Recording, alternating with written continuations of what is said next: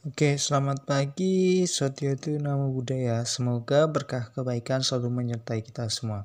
Hari ini kita lanjut ke bab 3 ya, yaitu materi tentang kebebasan beragama. Kita kebut hari ini bab 3 ini ya. Ini videonya nanti mungkin bisa ditonton sendiri tentang negara yang penuh dengan kebebasan atau otonomi khusus. Lanjut. Ada kebebasan itu kaitannya dengan tempat ibadah. Tempat ibadah itu ada berbagai macam sesuai dengan agamanya. Pertama agama Islam, agama Kristen dan Katolik, agama Buddha, agama Hindu, atau agama Tonghucu, animisme. Nah, ini pengertian ada 3 poin dalam hal beragama. Agama maksudnya jenis-jenis agama.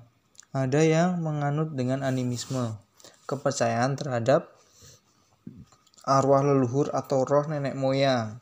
Nah, ini nanti bisa agama, bisa juga budaya, yaitu kepercayaan terhadap arwah leluhur atau roh nenek moyang. Kemudian ada juga dinamisme, kepercayaan terhadap benda-benda yang dianggap memiliki kekuatan gaib. Nah, ini mungkin sering kalian temui ya, jimat mungkin seperti itu. Menurut pasal 29 ayat 1 dan 2 UUD 1945 yang berbunyi negara berdasarkan atas ketuhanan yang Maha Esa, negara menjamin kemerdekaan tiap-tiap penduduk untuk memeluk agamanya masing-masing dan untuk beribadat menurut agamanya dan kepercayaan itu. Nah, syarat agama yang bisa diterima di Indonesia adalah dia memiliki nilai-nilai ketuhanan. Apabila agama itu tidak ada nilai-nilai ketuhanan, maka agama tidak bisa diterima di dalam negara Indonesia ini. Kemudian kalau sudah diterima di negara ini, setiap agama umatnya akan menjamin kemerdekaan bagi pemeluknya. Seperti itu ya. Oke, lanjut. Kriteria suatu agama diakui di Indonesia yaitu mengajarkan nilai ketuhanan tadi. Kalau dalam agama Buddha ada kutipan suatu yang tidak dilahirkan, tidak dijelma, tidak diciptakan, dan yang mutlak. Sutta Pitaka Udana 83. Ini kalau secara konsep untuk menunjukkan ketuhanan dalam agama Buddha ya. Gitu. Ketuhanan itu adalah sesuatu yang tidak dilahirkan, tidak dijelmakan, tidak diciptakan, dan yang mutlak. Yang mutlak adanya dalam agama Buddha adalah anicca dukkha anatta.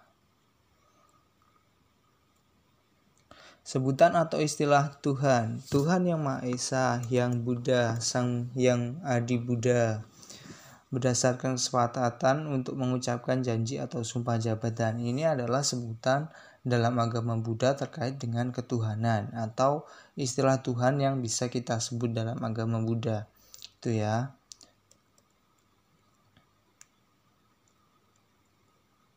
Berdasarkan kesepakatan untuk mengucapkan janji atau sumpah jabatan,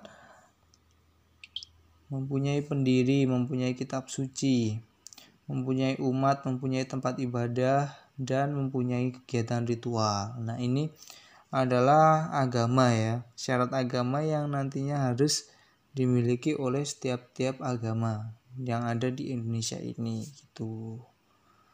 Oke, agama yang diakui pemerintah adalah ada 6 jumlahnya sementara ini ya, ada 6, yaitu agama Islam 1, ada agama Kristen, agama Katolik, agama Hindu, Buddha, dan Konghucu, itu ya. Untuk agama yang diakui oleh pemerintah pada masa ini. Ini kita skip tugas kelompoknya. Ada poin selanjutnya yaitu adalah A. Kebebasan memilih agama. Jadi dalam agama Buddha itu terkait HAM-nya itu ada kebebasan untuk memilih agama atau kepercayaan yang akan dianutnya gitu ya. Yang pertama, satu aspek apa yang menyebabkan kamu memilih agama Buddha? Apa saja kelebihan agama Buddha menurut kamu? Kapan kamu mengenal agama Buddha? Apakah kamu sudah mempraktekkan ajaran agama Buddha? Apakah agama Buddha memberi contoh bagaimana memilih suatu agama dengan benar? Nah, ini nanti akan kita diskusikan lagi. Ini adalah pertanyaan-pertanyaan untuk pretest atau memancing argumen kalian nantinya ya. Agama Buddha bukan agama dogmatis. Dogmatis di sini artinya asal percaya atau harus percaya, tidak boleh menolaknya, bla bla bla bla gitu. Artinya agama Buddha ini nggak mengikat umatnya dengan cara yang sesuai dengan kitab, sesuai dengan apa, enggak.